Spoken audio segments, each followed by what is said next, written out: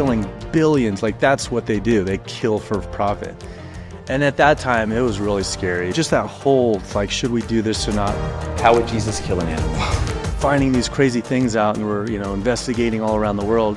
And then you look back at us like, oh yeah, well, we're doing this as well, and this is actually way worse.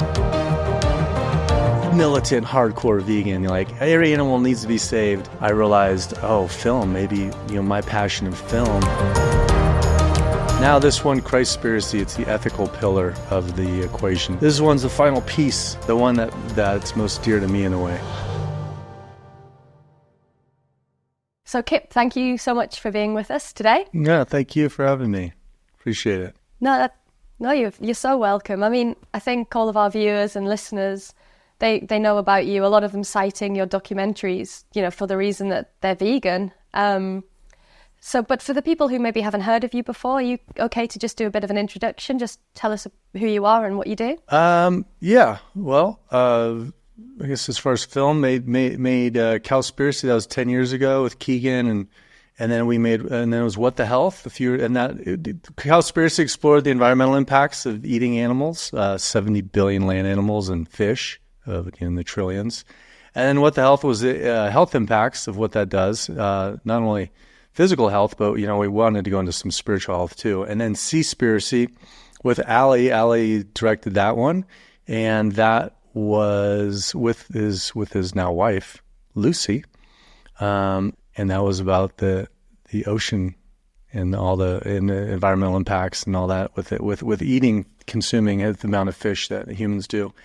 And then now this one, Christspiracy, it's the ethical pillar of the equation, the third main pillar: environment, health, and ethics. So this one's the final piece, the one that's most dear to me in a way. Amazing. I mean, it's quite dear. Can you share the kind of inspiration behind Christspiracy and what it was that really led you to explore this topic? Well, originally Cowspiracy was actually supposed to be all three pillars more into one. Like, if you look at that, there's some ethical things in there and there's some health. We have Dr. Clapper on there. But at that time, Cowspiracy was supposed to be all in one: environment, health, and ethics. And then we realized it was way too big of topics to do all three. And then it was like, okay, this needs to be 3 films. So in a way, this has been a process and 15 years in the making. This with Cam, we've been making this personal project for 7 years, but it's a long time coming. So really, it's that ethical pillar of the entire equation.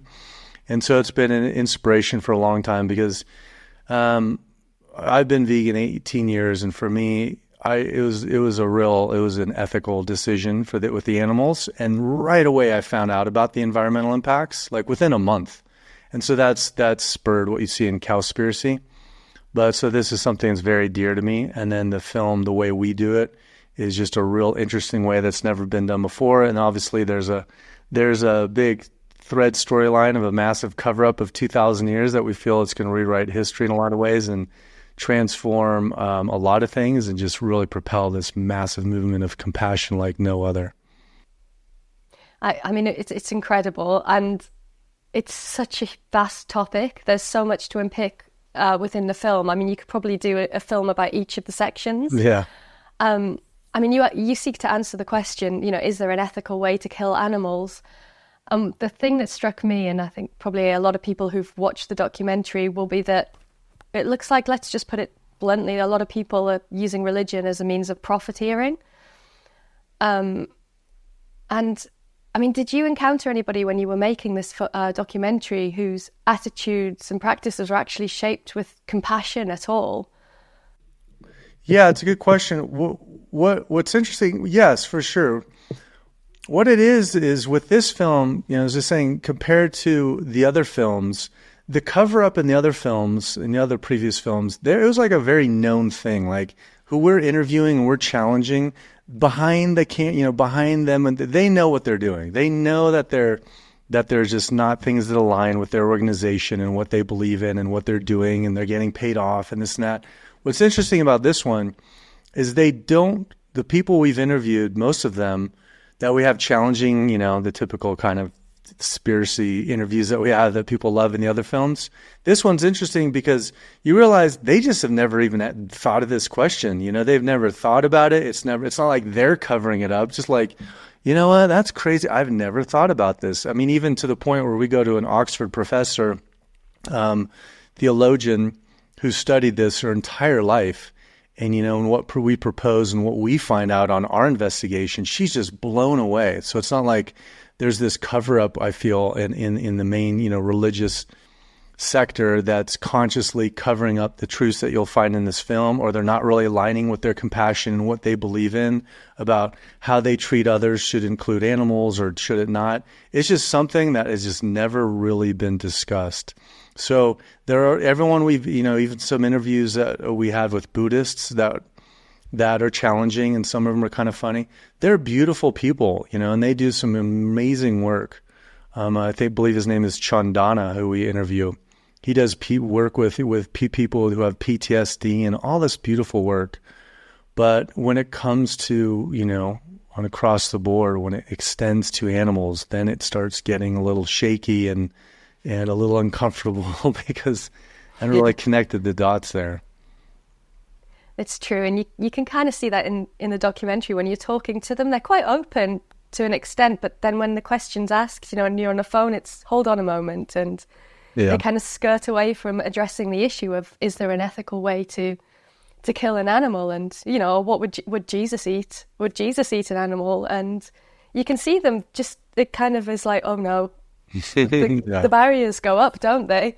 Yeah, it's just a question like when, and then, you know, we probe it's like whether we say, you know, for not giving too much away, but we do a few times, how would Jesus to you know, one of them is a Vatican dean of philosophy. I mean, you can't get more. And he's never been asked. You could tell he's never been asked that question. One, does Jesus eat meat? Oh yeah, of course, during Passover. Yeah. Okay, well then how would he kill it? Because back in those times, the head, you know, of the group, they would be the one who would sacrifice the animal. So it would be Jesus because he was the leader of, you know, his community. And he just, you know, when you ask it in that way, it's like, oh, I don't know. But, you know, he probably, literally, how will he do it? Like, please describe. I mean, it's definitely some funny moments in there, but it's just a bizarre thing of, and that's what's fun about this film is the other films, you get really caught up in the data and the arguing, the back and forth. This is a philosophical film in a lot of ways where you can ask someone, you know, whether they agree or not agree with this film, you can ask them this, well, if you don't believe it, or agree with it, you know, you tell me, how would Jesus literally kill an animal or eat, you know, and then so it's pretty interesting. And we also, again, we go into Buddhism and Hinduism, all the yogis, you know, how would a yogi, so just want to point that out too. It's not just a Christian film at all. No, absolutely not.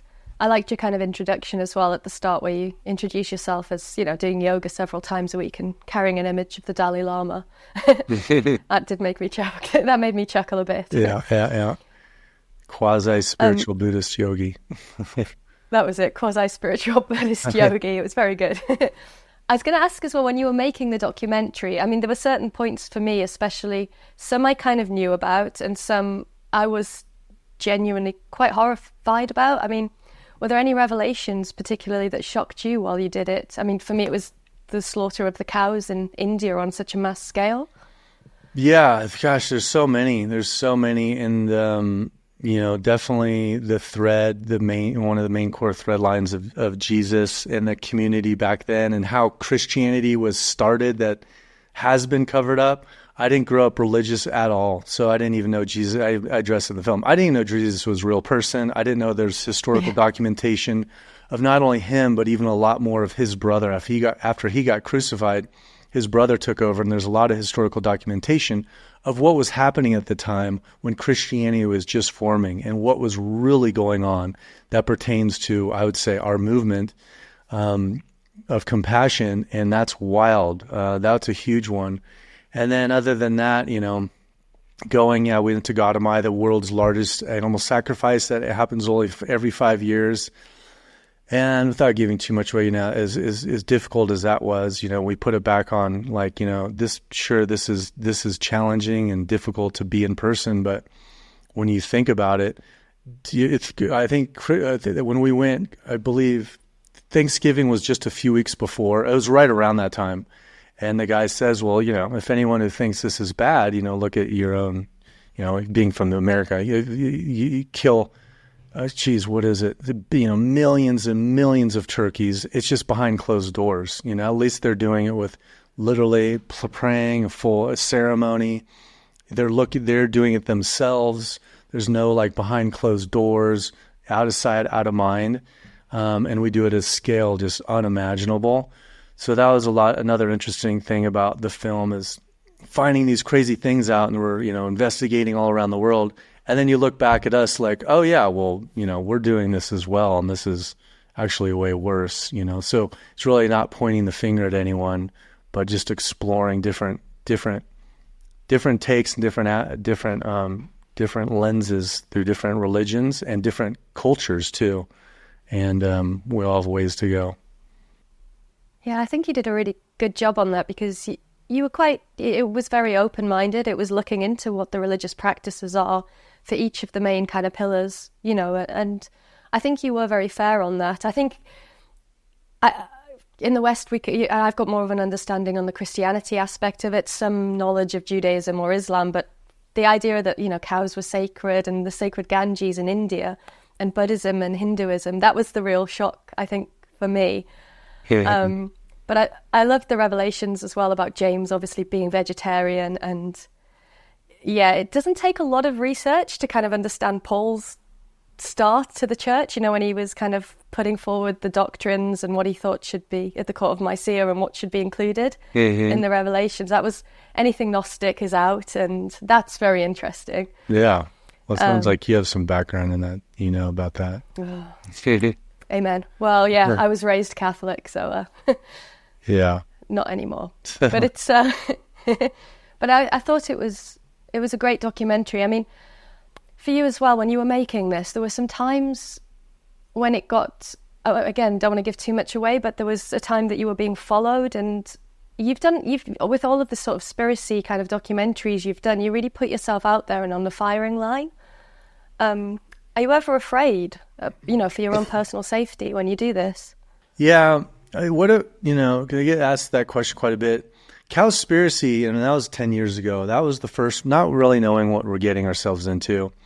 Just like, this has to be done. And that took about, it was wanting to try to work on that 4 years without thinking about it. And then when we interviewed Howard Lyman for that film, if you remember, if anyone's watched Cowspiracy, he's like, do you know what you're getting? Basically, do you know what you're getting yourself into? An industry that's killing billions, like that's what they do. They kill for profit. And at that time, it was really scary because I never thought about it. Keegan had been an activist for a while. For me, it was pretty new. And so going through that, whether we should put down the camera, just that whole, like, should we do this or not, move forward? I had that moment about 10 years ago. And then after that, it's like, this needs to be done. Then it was really about, we need to protect the footage. So making What the Health was definitely challenges, like, oh no, the pharmaceutical industry as well. But, and then being followed, as you see in this film, and then, without giving too much away, another major thing happened too. It's just kind of one of those, just this has to be done. I think when people, I don't say going into battle, you just kind of like, this has to be done. I don't have time to think about whether it's scary or not. There's just something that needs to be done, and this film needs to be done. It needs to get out there. And our main concern, I guess kind of speaking for Cam probably too, is that we just wanted to make sure we hid the footage in like 4 different areas, different states even, because because you can get things stolen, and if you lose some powerful footage. So it's just all about, we got to make this film. And then once the film gets out, we do, in the previous films too, feels like something like when the film gets out, it's protected. Because the film's already out, so there's nothing to do. But when you're in the process of making it, that's kind of like, because some people literally they're following us. They know we're making this movie. But after it's done, and after this one, I'd like to make some fun things. So just put that out there. If anyone's listening, I don't want to keep on. a little more inspiring. But as you see too, with that being said, and there's a lot of fun moments in this film. As challenging as it is, it's a full adventure, that's for sure. It's an exciting adventure, unlike the other films in a way. So, kind of going on a tangent, but yeah. No, makes sense.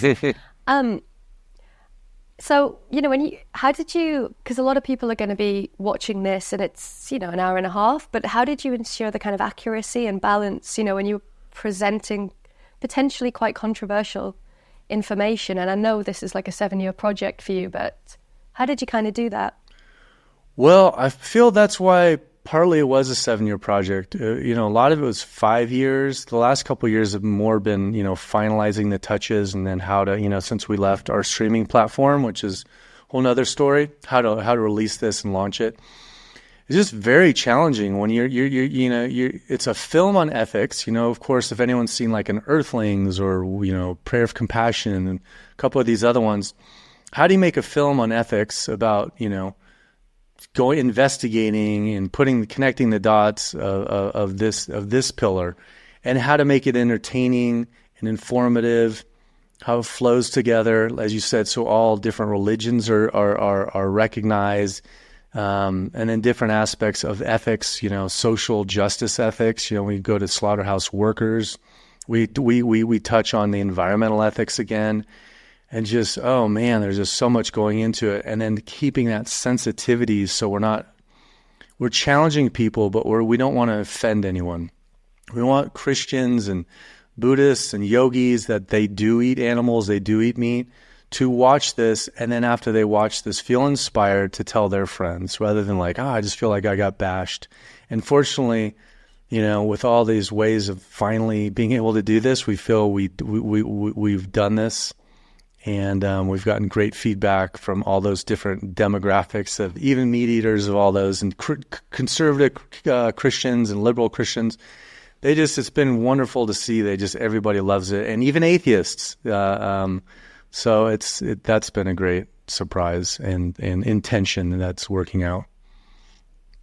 I'm really happy to hear that, because with the nature of the kind of documentary, a lot of people might not even go and see it, and already their back might be up just because of people just don't like the idea of their beliefs being questioned. So it's really good to hear that, that it hasn't really been the case, and that everyone's been kind of receptive to it. Yeah. It's one of those removing, I guess the name's very controversial, a little triggering, but if you just, get through that and people watch it, it's like, wow, this is not what I expected. And it's so much more, as you see, because it's the title has a name to it, but it is full spectrum, as you saw it, you can attest to. I mean, we every exploration of the ethical side of it, how to treat animals and the environment, and sociological impacts, and why we eat some animals and don't eat some animals. The whole Melanie Joy. So we just go on, and It's a fun ride.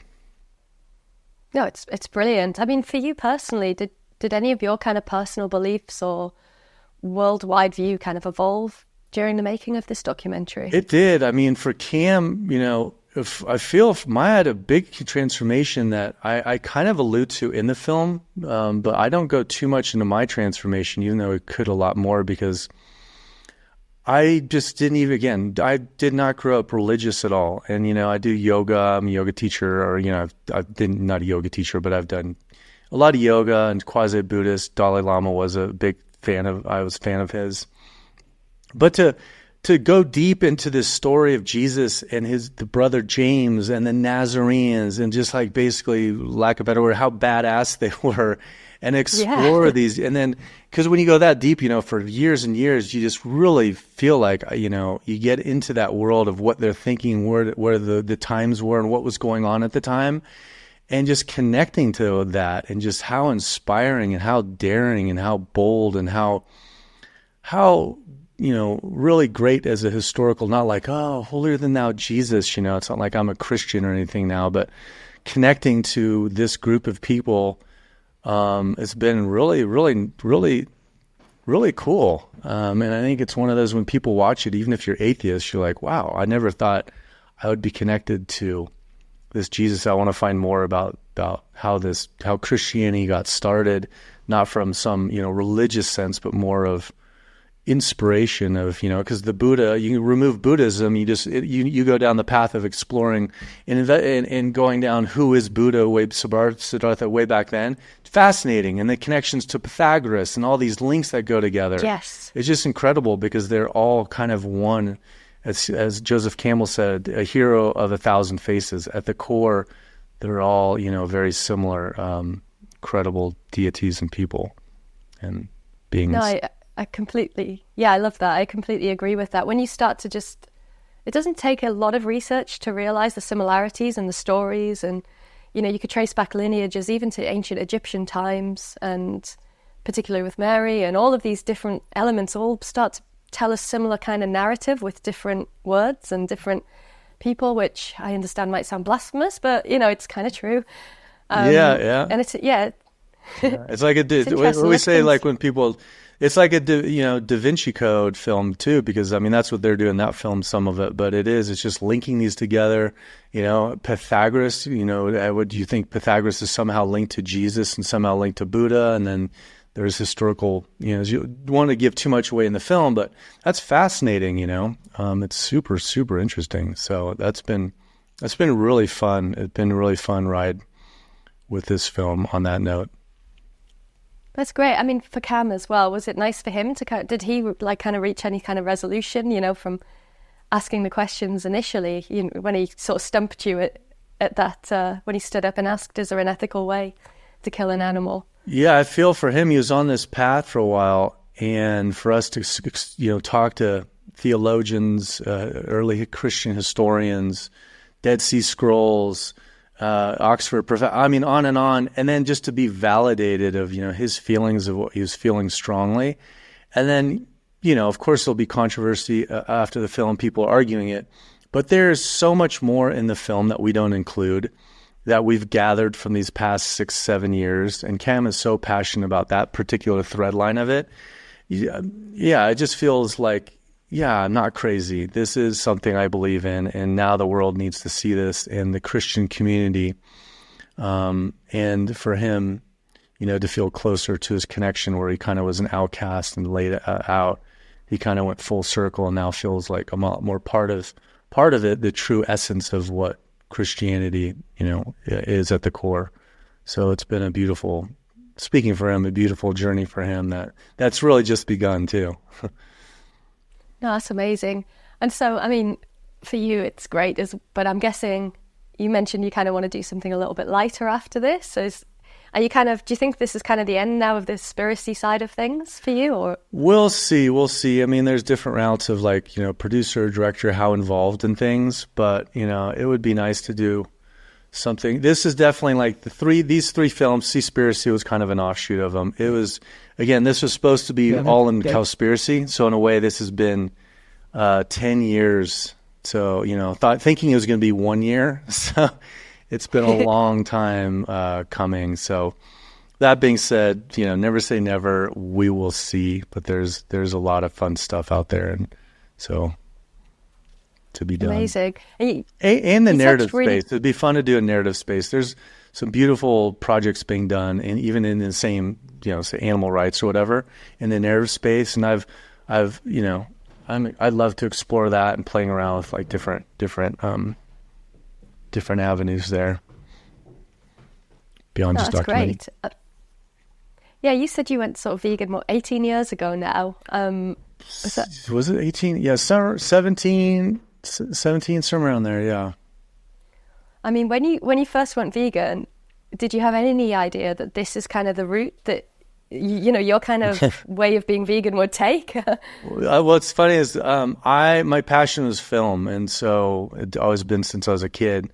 And somehow have a film on Netflix that kind of like law of attraction. I visualized a film, one of those little pixels on Netflix someday, without knowing it. So I was working on different projects that were totally different subjects. And then when I went vegan, soon after, and then going to animal rights conferences and seeing people passing out flyers and realizing, God, there's got to be something that can do. And then I'm like, oh, my passion of film, how can I combine that with because I became when you militant, hardcore vegan. You're like, every animal needs to be saved. And so overwhelmed with like anguish of this has to be done now. As most people do. When you go vegan from the ethical side of it, it's more than, it's not a health or environment. It's like, oh my gosh, if you see an animal being killed, like every animal needs to be saved. And that's how it was. So I realized, film, maybe, my passion of film. So I redirected, my dreams of making whatever other type of film and then doing it with this. And it was just a blessing because then and I feel aligned too, because I was working on film and nothing was really working out particularly, and I wasn't really sure. And then so aligned with this, it was just a beautiful a mix of a passion and on two sides, film and activism. And so when anyone can find those things, whether you're a writer, a musician, or whatever, and you can link that to your if you're an activist, it's a beautiful thing. It doesn't have to be all of it, but at least partial of it. So it's been super grateful for that. That's brilliant. And were you that kind of hardcore activist before you, while working in film? I was activist when you were younger? I didn't want to go to Thanksgiving. I was angry. I was mad. It was one of those, and like before even up until Cowspiracy, I always joked to people because like all my friends, they weren't vegan. I think before, because I just wasn't even a really good activist. Like I think if I wasn't doing Cowspiracy, I remember I remember the first time someone emailed like, I'm vegan now. I'm like, you know what? By that time I was vegan, I think 5 or 6 years. I hadn't had one single friend, no family member, like zero. I just was not good in that realm. Where some people really are. So it was kind of funny because I just wasn't a good traditional activist. So it's kind of like had to do it through that. But I know what the question was. That's kind of funny though. Yeah, that's great. Yeah, I always kind of have a head count of how many people I've turned. That sounds wrong, but you know what I mean. to veganism in a year, like it's been 3 this year. Okay, just silently. Although I've just said it now. Right. It is nice, because then you think of the trickle, the domino effect, but I didn't have any. I didn't have any. Zero. So just before we kind of finish, Kip, a lot of the kind of proceeds that from this documentary you're going to be giving away to charity. Is that correct? From the film? It's been a long road, quite the adventure when we decided to leave Netflix and our streaming partner and how we were going to do that. We've teamed up with an amazing organization, and they help all animal rights organizations. My A.U.M. Films, my nonprofit, had been producing this for a while, and then it passed over to been all sorts of things. But at the end of the day, yes, we're half of the profits when it's will be going to animal charities when it reaches that certain point. So that's a nice thing about it too. That's amazing. And what we'll do is we'll put up a link as well at the end so that people can kind of contribute towards that, to help that happen. Yeah, I appreciate it. Yeah, and if anyone's seen it too, if been listening, if they saw the pre-screener, say your Kickstarter backer, make sure you watch this at the theater. This film, even if you saw even the one you saw, that was like actually a year ago, and we've done so much it's a whole new film. You're gonna seem like you hadn't seen the film yet. But it is a movie that you're going to want to watch in the theaters. It's an exciting, super exciting, adventurous one that you're going to be just fully in it. And we're just so grateful to have that theatrical experience, particularly with this film, because it's the one that needed to be done. So definitely get your tickets, even though if it looks like there's a few tickets open at your theater, it's going to be exponential. Once it kind of hits, a lot of theaters are already sold out, but make sure you get them now so you get a good seat. And in the UK, as of now, it's only one date. But as they start selling out, the goal is to continue that for 1 week, 2 week runs. But just make sure you get that on the March 20th date and go to Christspiracy.com to get that ticket. And then we encourage buying tickets. It's called Pay It Forward. Paying family members, friends that you feel really need to see it. Treat them to the film too, having that full experience. Amazing. Yeah, and it is really worth seeing it. So I'm looking forward to going to see it on the March 20th as well with everybody else. So it'll be great. Nice. Lovely. Well, thank you so much for chatting to us today, Kip. It's been an absolute pleasure. Oh, thank you so much, Faye. I really appreciate it. Thanks for having me on. Thanks for everyone for Absolutely. supporting. See you at the theaters, everybody. March 20th. Thank you very much.